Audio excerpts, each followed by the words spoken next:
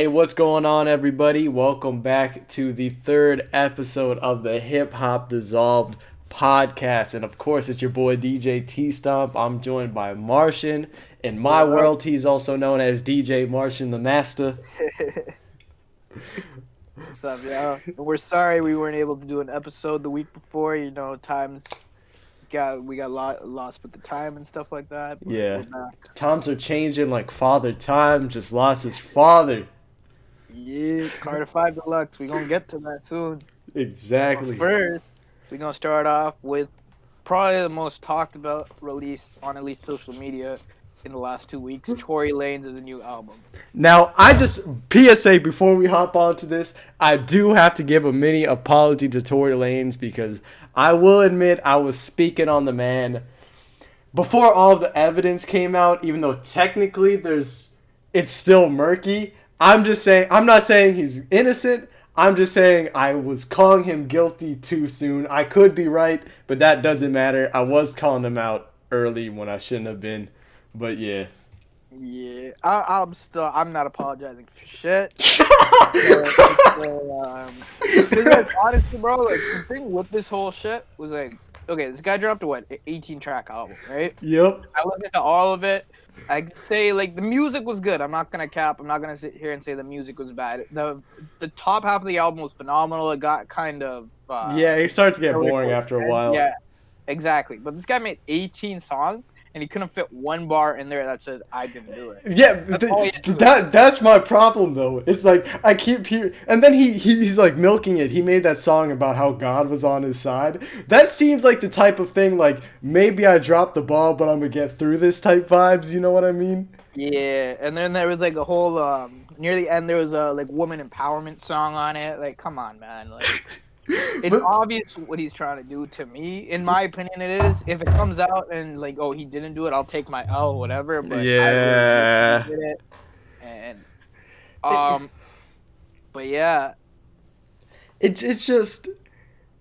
I'm not gonna lie. I think you have to admit though, this beef has just gotten dragged on so long that I feel like when news comes out, I feel like people aren't even that entertained anymore. Yeah. And there's a lot going around. Like Megan said this, Tory said that. Like you don't know what to believe anymore because there's so much shit on social media now. Yeah, all like misconstrued and shit like that. Exactly, man. But one person who he ain't apologizing, but like me, he had an opinion was the boss, one of my favorite rappers. But I stand nobody, and I'm being honest, Ricky Rose. Nah, that shit was corny, bro. That shit was so corny. So if you guys didn't see it, basically Rick Ross made a post condemning Tory Lanez, but in that post he had all his different alcohol brands out. Yeah. I believe he shouted out Breonna Taylor in it, and he hashtagged his own brands and stuff. So he's basically using the whole Breonna Taylor and Tory Lanez thing to promote his own alcoholic beverages or whatever the and exactly. And another thing too is that it's like I love Ross, but I'm not gonna sit here and say that was a good move. I thought that was a terrible move. The one thing that I saw Ross did that it ended up being kind of bad was that Ross, if you're not aware, which I'm not surprised because nobody on earth has been talking about it. Nobody. Ross is rolling out an album in December called Richer Than I've Ever Been. He announced it, I think, on Hot 97. He did a little interview with them on Hot 97. He announced it on there. No blogs ran with it. And then in one of the posts with Tory Lanez, where he called him out, he put, like, Richer Than I've Ever Been as, like, the caption in the story. And still, I don't see anybody talking about this album, man. I was like, yikes. And for anybody to call out Tory Lanez, like, obviously what Tory did was bad, but I'm sure everyone remembers 2013 when you didn't even know it came out by Rocco. Yeah. Rick Ross, and Rick Ross had that line, put Molly in champagne. She didn't even know it. I took her home and I enjoyed it. She didn't even know it. So, like, what Tory did is bad. Like, shooting a woman is bad, but like rape is fucking horrible as well. You know what I mean? And obviously we don't know if Ross did it or not. He admitted to it on fucking paper, but hey, right? But either way, like even saying that type of shit is foul. Right? Yeah. So I don't think Ross is the right person to condemn Tory for what he did, and especially the way he condemned him. And I'm gonna be honest, and you could argue that too, but it's just, I'm gonna be honest. It's like there's a level of lyrics that I take seriously. You know what I mean? I don't agree with Ross saying that stuff at all, and I think saying Ross, you can't speak because of those lyrics is a valid point. But I'm not even gonna lie, that wasn't even the big deal breaker for me. Just the big deal breaker was the way Ross was just advertising his products while he was coming after Tory Lanez. I was like, seriously, man? Yeah, like it was already bad, and then you remember what happened in 2013. It's like, oh, come on, man. Yeah. It's pretty bad, but yeah, like I don't know. And I believe Tory said something about Ross. He was in Ross's city protesting for Breonna Taylor. He didn't see Ross at once. Blah blah blah. And Ross kind of just deflected that or whatever and tried to play it down. But Tory really was. That's something I'll give Tory credit for. He really was out there protesting. But I don't know. Yeah, Ross was protesting too, but I'm not sure where. Yeah, he was. I didn't know that. Yeah, but I'm not sure where Ross got the idea that Tory wasn't protesting. You know what I mean? That's what I didn't get. Yeah, exactly. So I don't know. I don't feel like Ross really had a place to speak in that conversation, and the way he did speak was kind of. It was like he was trying to win, like be the favorite of the people. Yeah. But the way he went about doing it made people be like, oh. Yeah. This is obviously you have your own agenda here. Yeah, exactly. I don't know. But going back to the actual album itself, it was a solid album. It was. It really was. But few things I noticed. There was a lot of Drake influencers. Oh man. There's actually a Twitter thread that points out like 6 instances where he used similar lyrics or flows to Drake, right, throughout that whole album. And there's actually a beat on there, the one that Othello produced. I forget the name of the song, but that beat was on YouTube for months under the name Drake type beat. Yeah. And Tory picked it out, and he made his whole song using a Drake type beat from YouTube. Right. So it's like, artistically, like. The biggest problem with Tory, in my opinion, and it's always been this, is he doesn't have his own sound. Exactly. He piggybacks off of a lot of Drake, a lot of Wayne, a lot of Kendrick sounds, and Travis Scott too. Yeah, Travis Scott as well. And what he's known most for is his remixes, his samples, his remakes, and in those remakes, he piggybacks off of the songs that he's sampling as it is, right? And that's the thing. Like, a lot of people criticize Saweetie because Saweetie's songs are remixed. Because I think My Type is a remix of that Petey Pablo. Freak a Leak. Yeah. Or she dropped another one that was also another remix, right? But how come people don't hold that same energy for Tory? You know what I mean? Because his highest charting song is Love, I believe, right? Yeah, and I remember exactly, yeah. Because I remember we used to listen to that song a lot growing up. So when I heard Love, I'm like, oh, this is just a carbon copy. Only he took this and then threw Sean Paul on it. I love sometimes. Yeah, exactly. And that was my, and even Chicks Tape is just full of other people. That's literally what the Chicks Tape is. Every single Chicks Tape mixtape is all samples and remixes of older songs that Tory grew up on. That's the whole purpose of that mixtape series. You know what I mean? And that's what he's known best for, remixes. So like, and even when Tory makes his own projects, you know what I mean? Yeah. It's like they're good. You know what I mean? But I don't think Tory has dropped like an amazing, iconic project to me personally. You know what I mean? And when he does drop a good project like this, musically was a good project. A-Star was musically a good project. Even though it's a good project, you're gonna like when you listen to it, all you hear is you hear Drake in this song, you hear Kendrick in this, Travis in this, Wayne in this. Like, you know what I mean? Yeah. Like, there's not a specific sound that you're like, oh, this is Tory Lanez sound. And even Tory's projects, it's like I'll hear people kind of talk about him for a week and then. Yeah. Because I remember, after after Chicks Tape, he dropped another project, right? Like New Toronto. New Toronto 3. Yeah. And that was at the height of his Instagram shit, his Radio. quarantine radio shit. And even with that, it sold less than Chicks Tape 5 did. Yeah. So really aren't like sticking. I don't know. Yeah. And go on. Speaking about sales and stuff, so this album Daystar did 37K first week. Yeah. Win or lose. What do you think? Okay. It's like, okay, technically a win, right?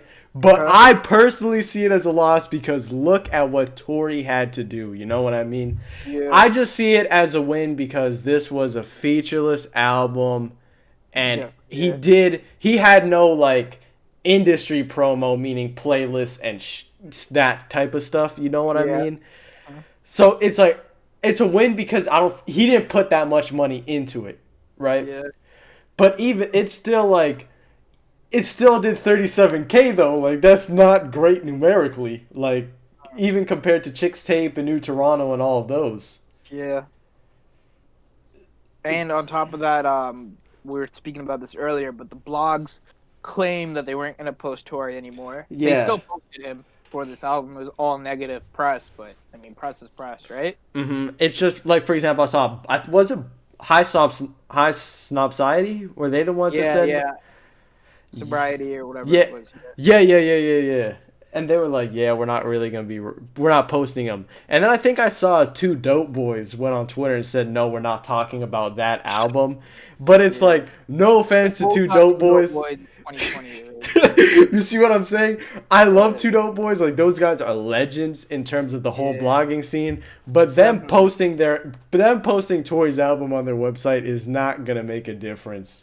Exactly. Like, shout out to Dope Boys. I grew up downloading like MP3s. I probably have MP3s still that have their tag in them, but I do not go to 2 Dope Boys for any sort of music coverage. And in response to what you said, you have valid points. I'm not gonna argue that they're not valid, but at the same time, yeah, he didn't get playlisting, but he was covered everywhere on Instagram, on Twitter, on social media and stuff. And honestly, it's not like the album was hidden on Spotify. Like, you could still go search it up if you wanted to hear it, right? Mm-hmm.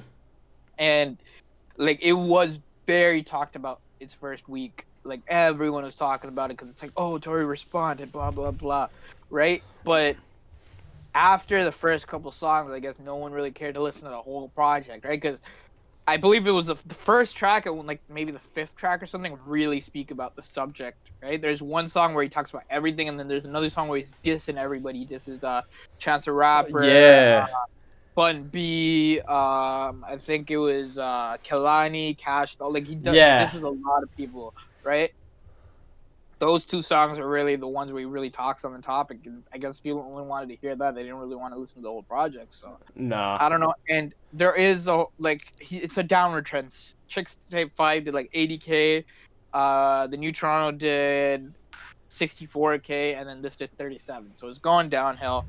And I hear people saying, "Oh, he's independent. He takes home all the profit." That's not true. Can I just say really quick? One thing about talking about this music industry shit is that when you talk about the industry shit, you sound stupid to people that don't know the damn business, right? Just because you own the masters doesn't mean the producers, the engineers, the writers, it doesn't mean they're not on the publishing. You still got to split with all of them. It's like if you have a music video, you still have to front the video. And it's a lot of people don't even understand. Sometimes, just because you own your master, sometimes, like, say you have a deal where you don't own the masters, that doesn't even necessarily mean the deal's bad. You know what I mean? Exactly. And as far as, like, this Daystar album, like, he still had to pay, I'm sure I don't know who he released with. I'm sure he partnered with somebody, probably, like... Empire, Create, whatever. So he had to do a split with them regardless, right? So they're eating off that. Publishing, producers need to get paid. At the very beginning, there were some skits, like at the very beginning of the first track, whoever those skits sampled, they gotta get paid. Like, people still gotta get paid, bro. You don't take home 100% regardless, you know? So Yeah, it's just people, they can't understand that concept, man. Now, I also wanted to ask you a little bit about the roles of these playlists, right? Because obviously we can both agree that these playlists are extremely powerful Exactly. in 2020, right? Yeah. But my question is, when we see the Get Turns and the Rap Caviars and all of that, are these playlists owned by Spotify or are they individually owned? Because I know Spotify, the terms of service are against the whole, paying for addition, right? Because they said it, you're not allowed, if you get caught, we'll delete the playlist, right? I haven't heard of any playlist getting deleted, Yeah. but these are Spotify's words, right? But at the same time, it's very obvious that the labels are paying out these playlist owners for spots on the playlist. So, I mean, yeah. I mean, I'm sure it happens behind the scenes and shit like that. Some of them are Spotify owned, some aren't. Some are run by like those Instagram rap pages, shit like that, right? As far as paying, I didn't know that was against their terms of service, but I'm yeah. sure it's stuff that goes on behind the scenes. You know what I mean? Yeah, it's just that part of the music industry has always been just really shady and confusing to me. You know what I mean? Like, or you know how there's like Hot 97 Summer Jam? Yeah. I didn't even know you don't get paid to perform at that. Like, Oh yeah. yeah, you perform there so that like they give you radio play. Mm. That's why Jay-Z said, "Got beef with radio. They don't play I don't play they show. They don't play my hits. I don't give a Yeah, I shit." remember So. that. Well, the thing with that's another thing too. Like Spotify, like streaming playlisting is the new radio. You know what I mean? Like Yeah. labels used to pay for radio spots all the time. You know what I mean? And now, like, even if you look at the Hot 100, like the hottest songs right now, there's songs up there that you probably haven't even heard because hip hop yeah. right now is the number one genre, right? So there's songs like friggin' Watermelon Sugar Yup. that you might hear here and there, but like you don't really hear those songs, but they get crazy radio play, you know? Yeah. So yeah, man, that's the only radio, in my personal opinion. Technically, if you look at the charts, apparently radio is still doing good. But I just feel like 20 years from now, it's just gonna be the radio that's gonna be and exist. It's gonna be this playlist, and then I think the Sirius XMs and the iHearts, I think those guys will stay around. Yeah. But in terms of having like a local station, I don't know about that. And as far as radio too, like I don't like, bro, radio still exists and they still play music, but I don't think as many people are listening No. to the music. You get what I'm saying? Like okay, like when you look at radio, like if you look at a song like I think it was like Watermelon Sugar, it might get like 60 million plays on radio, right? Yeah. But that's just them spinning the song. I don't think 60 million people are actually tuning in to listen. You know what I mean? Like, No. I don't know, man. It's definitely something that's on its way out.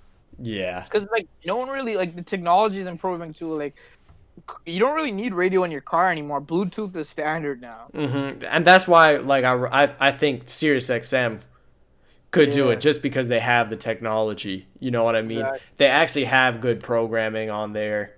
It's not, the ads aren't too ridiculous. Like, I could work with it. But regardless, radio plays music, so I think we gotta hop into the music, man. So let's just run through some of the stuff that came out, starting with Lil Weezy Wee.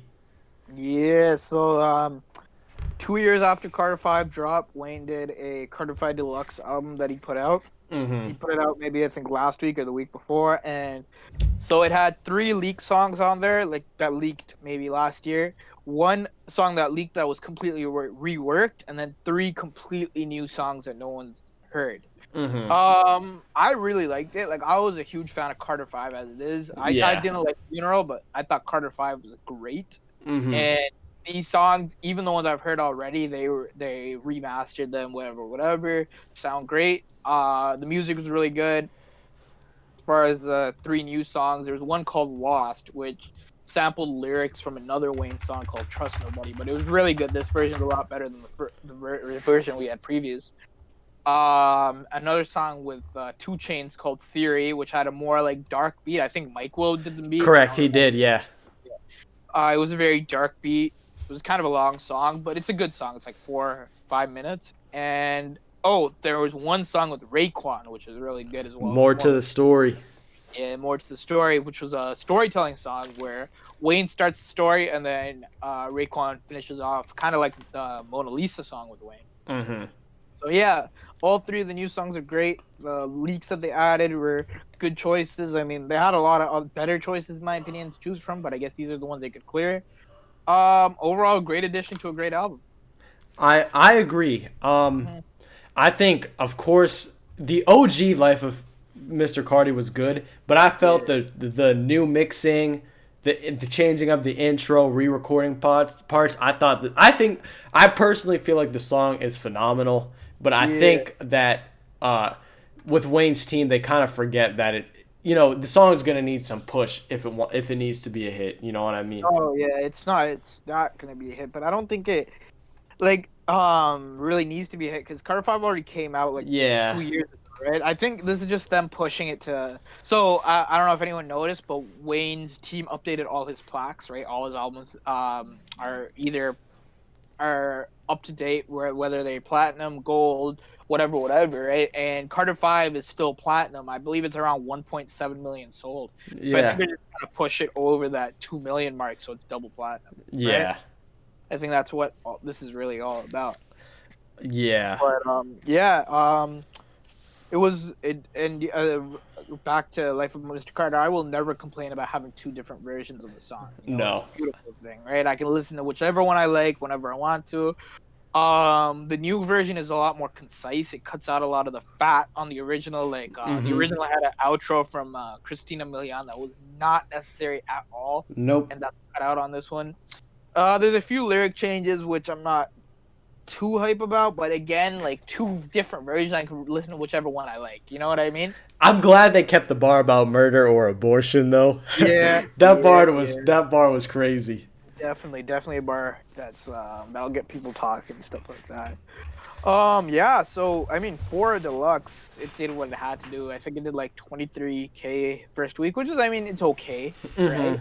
2-year-old album. It's on and it's alright. It's nothing crazy. I wouldn't say it's good. I wouldn't say it's bad either. But yeah, it was okay. It did what it had to do.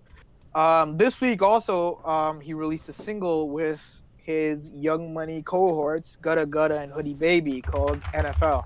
What do you Yes. thought about I think the song is garbage. that? I think it's terrible music, and I think Yeah. I know that the issue with, I feel like, I do rock with the idea of trying to push a new era Young Money with new stars. You know what I mean? I feel like Yeah. I feel the Young Money brand name still has a lot of respect to it, and I think there's potential. It's just the artists that they are trying to push, in my opinion, just, I'm not going to say they could Yeah. never do it or they just don't have the talent, period. I'm just saying the records that they have pushed are not going to entice listeners in 2020. Starting with that Vice Versa, that was a terrible song. What Vice Versa songs? All right, which one? Oh, Playoff. Ball of the Playoff. No, it was like Poppy J and Holden. What was the song called? I think the song Was Wayne on it or? Nah, Wayne wasn't even on it. Oh, okay. Hold up. It was called yeah, it was Young Money Prevents. Oh, Vice Versa. The song was called Poison. Oh yeah. I remember that one. When I first heard that, I was like, seriously? Yeah. I feel like the thing with Young Money is, okay, this single that just came out, and I've got on it first, right? And like, bro, Gutta is not gonna blow up. Drop that dude, like, he's done. You know what I mean? Like, bro, Gutta had a fan base in maybe like 2010, 2009, but he never dropped music consistently enough for people to actually care about him. And he's just so monotone. Like, he's not enjoyable to listen to, especially in 2020, where like your voice means so much, your melodies mean so much, and these guys are rapping. You know what I mean?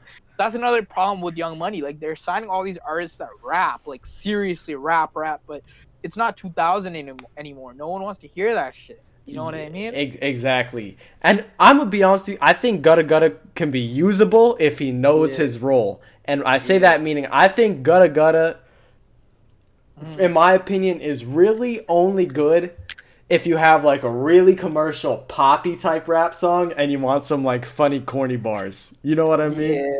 That's it. I do like Hoodie Baby a lot because But Hoodie been around though. yeah, he definitely has. He writes a lot of music for Chris Brown. Um, Then you he have does, somebody like Jay Jones. I don't really see that much going on for him. yeah. Who else is Euro? Euro is okay. Euro is another one. Like he kind of had Euro kind of had a buzz because in 2015 because Drake actually fucks with him heavy too, right? But again, he wasn't dropping consistently enough, and that held him back. When he finally did drop last year, no one gave a fuck. Like he dropped a whole album, and he didn't even drop on Young Money. He dropped independently. He didn't. No one listened, and that's another problem too. Like this whole Young Money shit. Like all these Young Money artists are dropping independently. Euro dropped an album independently. Gotta dropped a single independently. When I say independently, like through DistroKid and shit. You know, yeah. Like, copyright. So there's some funny shit going on with the paperwork as well that we don't know about. Lil Twist, like, bro, like. And exactly. And here's the thing. I think Lil Twist is talented, but if in 12 years it's been, what, he got signed in like 08? Yeah, I think 08, yeah. But it's like, if in 12 years you couldn't even make one lukewarm song for yourself. And bro, he had a whole song with Justin Bieber and Miley Cyrus in like 2014. Like, both of them featured on it. Think about it, the most radio song you could make. Yeah, exactly. And he still didn't blow. And it's I'm sure part of it is a work ethic thing, because I watched an interview of Lil Twist, and I think he was on Sperry Springer, or Real Life Productions. It was one of those Texas bloggers that got a little channel, and he talked about how when he went to prison, what was that, 2 years ago, 3 years ago? It changed him, because he said he kind of realized, because he said when you rock with Wayne, you instantly get the idea that no matter what happens, you will always be set. You know what I mean? Wayne will always make sure you're good. But he said it wasn't until he got to jail that he realized, that kind of stuff could get taken away from you, and you got to, But even the issue there is, I haven't seen anything crazy from Twist since jail. You know what I mean? Yeah, exactly. He drops music like inconsistently as fuck again. And then he blames Cortez and shit. Oh, Cortez ain't released this, blah, blah, blah. Right? And, like, he hypes his fans up, but, like, he doesn't have enough fans to hold his music back, and try to build hype. Like, when Wayne did that with Carter 5, like, maybe not intentionally, it really built hype because Wayne was big enough. Yeah. Right? And then Carter 5 ended up selling what it did first week, 480K. Right? But with guys like Twist, Gutta, Euro, like, they're not big enough to hold their music back because the few fans that they do have will go away in that time. You know what I mean? Exactly, man. Right? Exactly. And Twist isn't really bringing anything new. Like, he's just doing everything that Wayne did again. Like, why would I listen to Twist when I can listen to Wayne? You know what I mean? Exactly. And then Twist beat selections and hook are not as good. Yeah, exactly. And like, even Wayne isn't like doing it like he used to nowadays. So, like, but if I'm not even Wayne like that, why the fuck would I listen to Lil Twist? You know what I mean? Exactly. You know what I mean? Like, they just need honestly a complete rehaul. Like, get rid of everyone except maybe Hoodie Baby, because Hoodie Baby's the only one that could survive in this climate, if not as a rapper, as a writer. You know that Go Crazy song by Chris Brown and Young Thug? That's like, it's still top 20 today. That Hoodie wrote that. Hoodie has writing credits on that. Yeah. You know what I mean? Like, Hoodie's talent is endless, but everyone else has hit their peak. Exactly, man. And the thing with him blaming Cortez, because I have heard him do that before, right? Yeah. It's like, you can't get yourself out the deal. I mean, I doubt you're in too much debt to Young Money. You know what I mean? Exactly. It's just, if Cortez is the problem, leave the label and do it on your own. Exactly. And going back to the single, I mean, I don't think the single means a lot because from what I'm seeing, the single's actually for TNT on Prime. Right, like he made the song for Amazon Prime, right, for their new football channel, and it's gonna be the feed for it every Thursday when they do their premieres and shit, right? So it's not like a big deal that this shit is horrible, because it's like, yo, it's just like Amazon's like, yo, we'll pay you to make a song. Okay, here you go. Wasn't that the same case for that NFL song, Ball Like the Playoffs? Ball Like the Playoffs. I think that was for the NCAA, but similar situation, shit like that. It's like, you're not really gonna hear it like that. It's not really for the fans. It's more just like a theme song or some shit like that, right? Yeah, no, you're 110% right. It's just Yeah. I feel the thing is with every bad song you drop, just more and more people tune out. You know what I mean? Because Mm, okay, but be 100% honest with me, right? mm. And this comes from a place That's of true love too. Yeah. because we're both Wayne fans. Say you're Yeah. somebody, you stopped listening to Wayne in like 2014 and you hopped on the computer and you're like, let me see what Wayne's up to, right? Yeah. So you look up his name, you go on his channel, you go to his uploads, you see, oh, NFL featuring Gutty Gutta and Hoodie Baby, and you're like, oh man, I remember those guys. Yo, Yeah. Wayne's doing another song with them, and you're gonna play the song, you're gonna hear it, and then you're gonna say, oh, no wonder why I haven't heard from Wayne in a The while. first thing you hear is Gutta Gutta's monotone voice. That's the worst part of it. And Wayne in the middle, like it's just a bad song. The beat is bad. Like it's not bad, but the beat is pretty simple. Like not Mm-hmm. simple, but like boring. Right? There is Exactly. a lot going on in the beat, but it's still boring. I think Boy Wonder did the beat, but Mm-hmm. yeah, I Like, don't know, man. especially because I'm not saying Young Money and Cash Money are in competition per se, but I'm just saying I think Birdman will definitely find another artist and ride out another decade of this. I don't know, man. I feel like he's already more than lived his welcome in hip hop. Most of these labels only last like 10 years max. I He's been know. going 30. Like, Mm-hmm. but we'll see. We'll see. Hey, I he's think got Nicki's still Blueface, on. baby. Yeah, and Nicki's still Cash Money technically. Her Yeah. contract. Because remember when NLE Choppa was first coming out, and even though he didn't get NLE Choppa on paper, remember there was like Birdman and Yeah, NLE Choppa in the studio, and everyone was like, "Oh my yeah, gosh!" yeah. Exactly. I remember that. But both NLE and Blueface don't have the same like No, star power as who he had before. Maybe Jaquise will get hot. I don't know. yeah, but even Jacquees is just like he's good, but it's like what makes Jacquees stand out in the age of when we have so many R&B pretty boys left and right. Yeah, that's true. That's true. But yeah, NFL was ass. C5 Deluxe was great. Yeah, so the next project is 21 Savage and Metro Boomin Mm, Savage Mode. yeah, Dude. that project was crazy, bro. I've been listening to it nonstop since it came out. I wasn't even much of a fan of Savage Mode 1. Like, Mhm. it was okay. I kind of found it I know people love Savage Mode 1, but I kind of found it a little bit boring. But, oh my god, Savage Mode 2 was great. I loved every second of it. I've been playing the album nonstop. Mhm. Um, I got both 21 and not Metro, but 21 for most improved rapper this year because, well, it starts with Metro, I guess, because Metro's production on this album, like he showed so much diversity, Mhm. right? Like beats like Mr. Right Now, like I think there's one beat that samples Rodney O. Like there's so much diversity from the beat selection, right? And that allowed 21 Savage to get so diverse with the music he made with those beats, Mhm. right? And then sprinkle in a little bit of Morgan Freeman. Like it came together perfectly. It was very cohesive, which I love about an album. An album should be cohesive. It shouldn't just be a bunch of songs slapped together, right?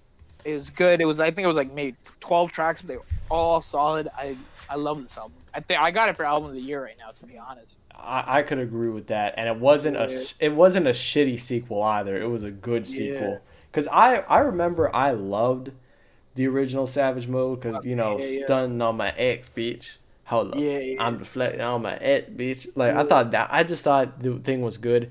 But 21 is a rapper who, in my eyes, I view him as somebody who defied the odds and does not get the respect he deserves. Because if we definitely. go back to 2016, it was him, Uzi, and Yachty. They were, the old heads were like, "Oh, these are trash mumble rappers. They will Yeah, never go anywhere." Woot de woot de woo. We go yeah, 5 years later. 21 is selling 200K first week. yeah. And it's just, Exactly. and every album 21 has leveled up, you know what I mean, from the Slaughter tape to Savage Mode to Issa to I Am Greater Than I Was, and now Savage Mode 2, you know what I mean? Exactly, and this album he keeps defying the odds, as you said. It's more like I never expected 21 to drop an album this good. No. But he did it. So like it's and like you said, it's projected to do between 175 195K. That's like upper echelon this year because the best artists this year are selling over 200. You know, very Mm-hmm. few are even breaking 300. So if he gets close to that, even with 195, that's amazing for him. You know, Yeah, running, running. Run, Runnin's a great song. I really like the one with Drake, Mr. Right Now. Snitches and Rats is great. Rich hit Uh, us shit. oh, Brand New Draco is definitely my favorite. I love that one. Mm-hmm. Call your block Beyblade when we spin it. Like that was hard, bro. Some shit like that. That shit was hard, bro. But yeah, R.I.P. Love showed his diversity, like making like more like love songs. Same with Said and Done. It was a great album, man. Just the Shout out to last thing I want to say is, and it's weird because this has not been addressed. Why did 21 call out Jeezy? Oh yeah, I heard that too. I was like 21, not Jeezy, and then he He did the said, pussy ad lib. yeah. I had no clue, but I know 21 has went at the old heads before. Mm-hmm. But this is very new to me. Yeah, I was surprised because I don't remember Jeezy ever saying anything about him. And I remember Ti made a post and it was Ti, Jeezy, and Ludacris, and he's like, I want everyone to remember these are the guys that made Atlanta. We run Atlanta, blah blah blah. And 21 just got upset and he made a post. He was just like, no one runs Atlanta. Like this is just like some bullshit, which is true, right? Like Mhm. I feel like old heads do gotta let go a little bit. Oh like, yeah. but their time is way done. Like no one's checking for Ti or Jeezy or Ludacris in 2020. Right? No. So yeah, I don't know. It's probably some shit like that. Some just old head ego shit. I'm Hmm. sure. And Jeezy dropped what I thought was just a complete throwaway song with Yo Gotti. Oh yeah, I saw that. I didn't get to listen to it yet, but I saw that. Yeah. I would Jeezy, I love you, but that should have stayed in the vault, fam. I don't know, man. A lot of rappers, like, bro, they do so much good, but it's like you got to know when to retire. You know what I mean? Now next up though is Bryson Tiller. Tiller. So he dropped an album last week as well with same day as 21 Savage. But before that, the week that Wayne dropped Carter 5 Deluxe, he dropped the deluxe of his debut album, Trap Soul. Yes. And basically, the deluxe was just he picked up a few songs off SoundCloud and then he just slapped them onto the end of the album, right, just to build some hype. But shout out to him. I mean, it's great to be able to hear those songs again, like on streaming and stuff, because that's how most people consume their music now. Yeah. But it was all just to build hype for the album, which dropped, which was a very solid album as well, right? It dropped same day as 21 Savage's album. It was called Anniversary. Sound-wise, it was more similar to the Trap Soul album than his sophomore album, True to Self. And again, very good album. It didn't really have many features. Production-wise, I think there was a few producers that I haven't seen him work with. Like there was a Street Runner beat on there, which is very weird. Yeah. I've never heard Street Runner doing R&B, but song came out great. It was more it was one of the more aggressive songs on the album, but that came out great. There was also another standout track was the one with Drake. Yes. Out of Time, right? Which it sounded very Drake. Like it sounds like Drake gave him a throwaway, right? Because it was 40 produced as well. Yeah. Right. But Bryson did good with it. Speaking of Drake, the whole album did have some like Drake singing influence throughout it. I believe it's projected to do like 75, 85K this week, which is great. Shout out to Bryson. For Bryson, I mean, his 2017 album did 107, but whatever. It's not a huge drop, I guess. Right? Yeah. It's like no one is really checking for Bryson either up until right now. And apparently he has the album dropping in December as well. So he's trying to go on a run right now. And then another thing was this was only 10 songs. Yeah, exactly. But yes, I did like Drake's Out of Time feature. I thought that was pretty cool. Yeah, I don't even know. It might. I'm curious onto how they made that song. I wonder if they made that in the studio or if Drake sent that. That's. Yeah. Yeah, but no, Bryson had very good singing on this. I thought he had great beat selection, and it was a great album. I didn't listen to it and think it was a waste of my time. It was dope. So Bryson, you're probably one of my favorite R&B singers out now, and it's rare that I share the opinion of the hip hop Twitter hipsters. So I am now, so that means you're doing good, Bryson. I salute to you. Yeah, and like another thing, another song I liked, I forgot to touch on this, was Inhale, which has, I think it's a SVW sample. I'm not 100% sure, but that was a great as well. So yeah, it was a great album. Shout out to Bryson Tiller. Wait, real quick, what is Bryson and Drake's relationship? Was Drake ever trying to get him in OVO or? I think there was like, I think very early on he was, but it didn't really work out. Okay. More His own thing. solo. Yeah. Okay. Yeah.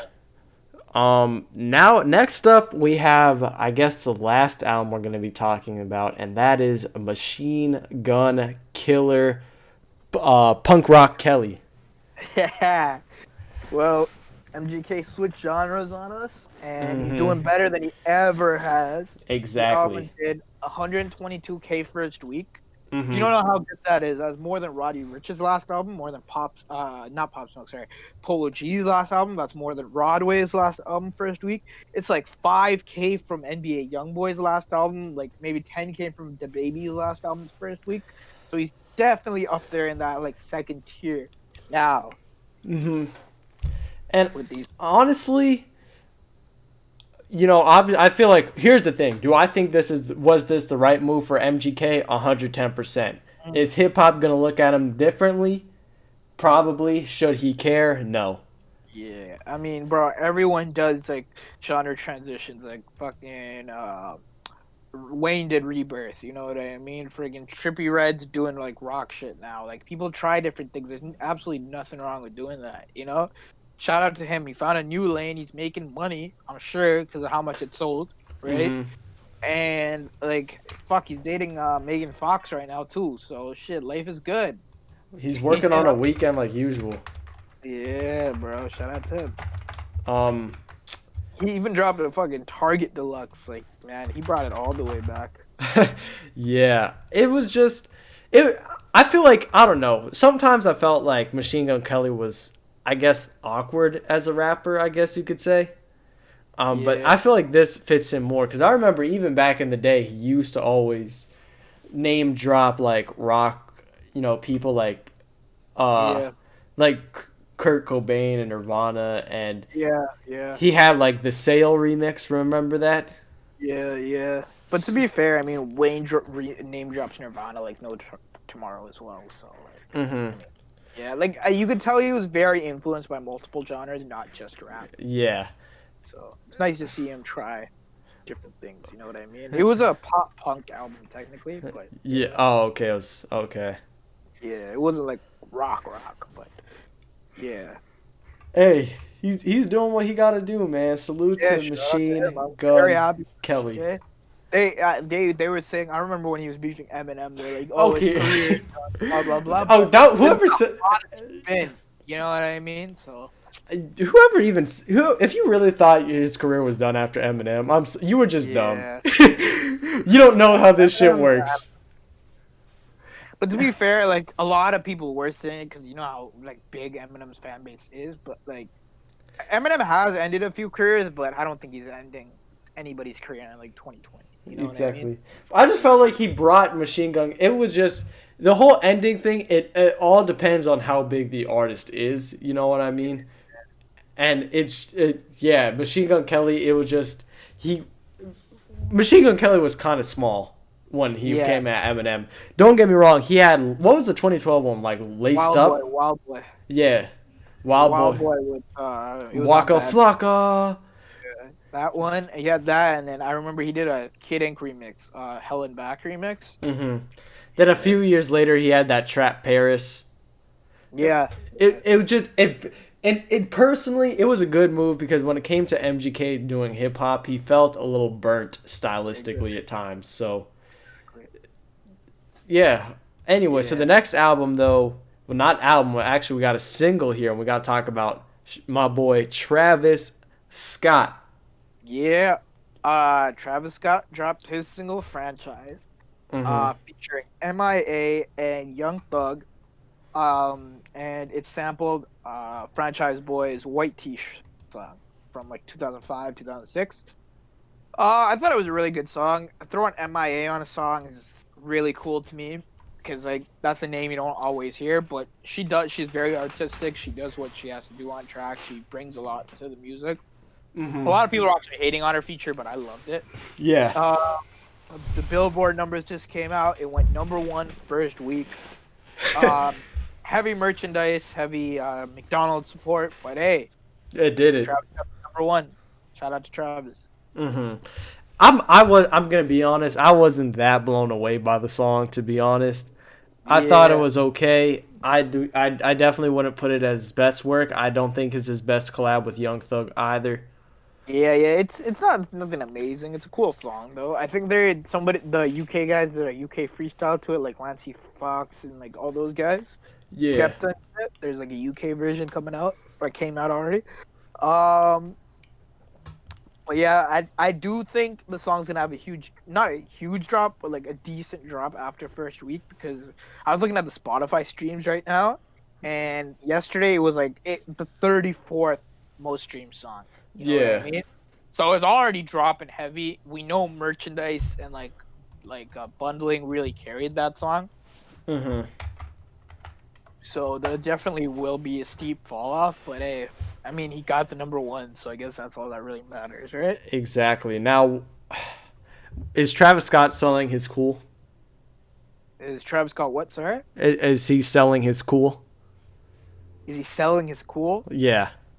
What do you mean by that? A lot of people after the McDonald's deal feel like Travis Scott has become corporate America's method of trying to slap a name on something and getting the younger community or the urban community to buy into it. I mean, man, Travis is not the first, nor will he be the last to do this. Yeah, and a lot of people do you think people are still going to take his music as seriously after all of the collabs he's been doing? Yeah. 100%. Okay. Bro, like, you're only hot once. Like, you're never going to be at your peak again, right? I don't know if Travis is even in his peak anymore, right? Astroworld will probably be his peak, right? Yeah. But there's only going to be one era where they're going to be offering you these kind of deals. Exactly. You know what I mean? Yeah. In like a year and a half, nobody's going to want to do deals with Travis. Not because he's not hot anymore. He'll still be hot, but he's not going to be the hottest or one of the hottest out. You know what I mean? And like, while you're there, get as many deals as you can, make as much money as you can, bro. Yeah. Like, bro, hip-hop Twitter will love you one day, hate you the next, but the money in your bank account's gonna stay. You know what I mean? Exactly. Like, don't do this shit for fucking hip-hop Twitter or whoever the fuck else. Just do the deal that's gonna put money in your fucking pocket. You know what I mean? And as long as he continues to make good music, who gives a shit? You know what I mean? I'm not gonna say, like, Franchise is a groundbreaking fucking song. Right? No. But I'm not gonna sit here and tell you Travis can't make good music anymore. He hasn't even fucking dropped a proper album in 2 years, so we don't really know until he drops an album, right? Yeah. And you guys are people just love to talk. That's all it is, really, bro. Like, and the fact that people don't really have any merit to what they say, it's just like, it's like I don't even know if it's a gut feeling. Yeah. Even going back to the NFL song by Wayne, yeah, the song's fucking trash, but like, bro, it just. Amazon Prime pays you to do a song. You give them an ass song and you still get paid. Like, that's W in my book. You know what I mean? Exactly. Yeah. Whatever. You know, like. But I guess our last topic is Logic. Bobby biracial. I'm biracial too. Logic. We in the same boat. And his struggle with Def Jam. Now, I feel like Def Jam has not had as bad a rep as a label as Atlantic has, because I feel people have demonized Atlantic for as long as I've been a hip-hop fan, and I've heard some mixed reviews on Def Jam, but apparently Logic is not having anything good to say about these people whatsoever. Yeah. So he made a big Instagram post about a lot of people close to him, whether it be producers, engineering assistants, whatever, not getting paid by Def Jam, when they should have got paid. Correct. Right? And he also made a post a few weeks ago about how he had a remix of his single with Lil Wayne and A$AP Ferg, which Def Jam wouldn't pay for the Wayne's verse to clear, so the verse didn't come out. So he's been going on a lot of rants and stuff about that. As far as all this stuff, like, I don't know enough about the whole album situation and producers getting not paid and shit like that. Like, if that's really going on, that's fucked up. I mean, it's got to be. They're not going to say, they're not going to go out and say, yo, I haven't gotten paid if they got paid. Yeah, no, 100%. And that's definitely fucked up on Def Jam's part. Especially because it's like, normally we could chalk it up to, oh, we had a stupid rapper. But when Logic signed with Def Jam, he was a double XL freshman at that point. He had leverage, and Logic, to me, does not seem like the guy who's going to go out and sign a bad deal. He generally has some pretty good people around him, you know what I mean? Yeah. So it's like, normally you could blame, I'm not going to say normally, oftentimes you can blame the artist, but it's just sad because it's obvious this isn't even Logic's fault. This is just them stealing money. And like, Logic I would assume he brings in decent money. Like, his last album did like 220 first week, his retirement album. Did 220 first week. It didn't do well week to week. It's only around like 300K right now. But like, I mean, for Logic, that's decent, I guess. Right? Yeah. And albums are usually within the top 5 every time they release. Like, he makes good money for them. So I don't know what the issue is. Like, I'm sure he recouped, right? The initial investment. So who knows, man. Yeah, as far as like the Wayne remix not clearing, I don't really blame Def Jam for that. I feel like Wayne's team is probably charging an absurd amount where it's like Def Jam is like, why would I pay for a Wayne verse for X amount when my artist is already selling better than your artist, right? Because Logic shit did 2-something first week, Wayne shit did 140 Funeral, right? Yeah. And even like week to week compare like totals, like Logic is slightly above. So yeah, I just feel like Def Jam doesn't see it as a valid investment, right? If Wayne and them are charging too much, which I kind of agree with, right? I don't think a Wayne feature is gonna make your song pop anymore, and I think there's so much evidence to support that. Yeah, 100%. And if Wayne is charging an amount that doesn't reflect that it's just a feature, it's not really going to help your album in any way, right? Like, I don't think they should do it. You know what I mean? And Logic spoke on it and said he usually doesn't pay for features, but he doesn't know Wayne's personally, which is why he had to pay out for that one. Yeah, which is like another thing too. Like, Def Jam could probably get like one of their artists on the track for free. You know what I mean? Because Logic's big enough to where he could do that whole feature for feature thing. You know what I mean? Yeah, exactly. So there's not really any reason to get a Wayne fee, right? So yeah, I kind of agree with Def Jam's vision on that. You don't have to clear the verse just because it's good. It's about, is it going to make you your money back or not, right? Well, business aside, though, I think Wayne would have murdered that beat. Oh yeah, definitely. It's a shame we don't get to hear it, but I understand why. We don't get to hear it. I think Wayne and his team gotta lower their feature prices to reflect what Wayne is in 2020. But yeah, beyond that, I think Logic has some fair points. Yeah. I haven't known Def Jam to be a label like that, but shit, I guess they are. Was Rick Rubin the starter of that? I don't know, to be honest. Yeah, I think Jay was ahead there at one point, Jay-Z. Yeah, Rubin founded Def Jam Records using the school's 4-track recorder. Good fun fact. But yeah, I think that wraps it up for episode 3 of the Hip Hop Dissolved podcast. You don't think? Yes, sir.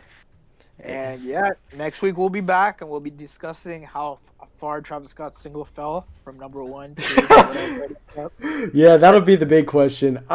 I'm a guess probably I want to say just not out of the top 10. I don't know, man. The one with Kid Cudi fell from number 1 to number 12, so I wouldn't put it past him. Oh, okay. Scott's, you remember that one? Yeah. Oh, yeah. That went from number 1 to number 12, so I mean, I'm gonna say number 8. What about you? I think I could agree with the 8, to be honest. It's streaming like really badly right now. The only thing that really? Yeah, because bro, it was the day it came out, it was like number 1. It's a week later and it's number 40. You know, or like 30. Like, to compare that to like Cardi B and Laugh Now Cry Later, their singles that are a month old, they're still in the top 10. Okay. So I just checked. According as of the latest Spotify update, it's at number 56 on the global. Are you looking at global or US? Oh no, I'm at regional. Oh, okay. So, yeah, so on the top 200. Yeah. So that's just Spotify. I don't know how it's doing on Apple Music, right? But Yeah, man. yeah, it's not looking very good. But yeah. So thank you guys for listening. You know, we're building ourselves into a true radio station, man. We're gonna have our radio station based in Toronto soon enough. Just wait on it. I don't know about all that, but thank you guys for listening, and see you guys next week. Peace.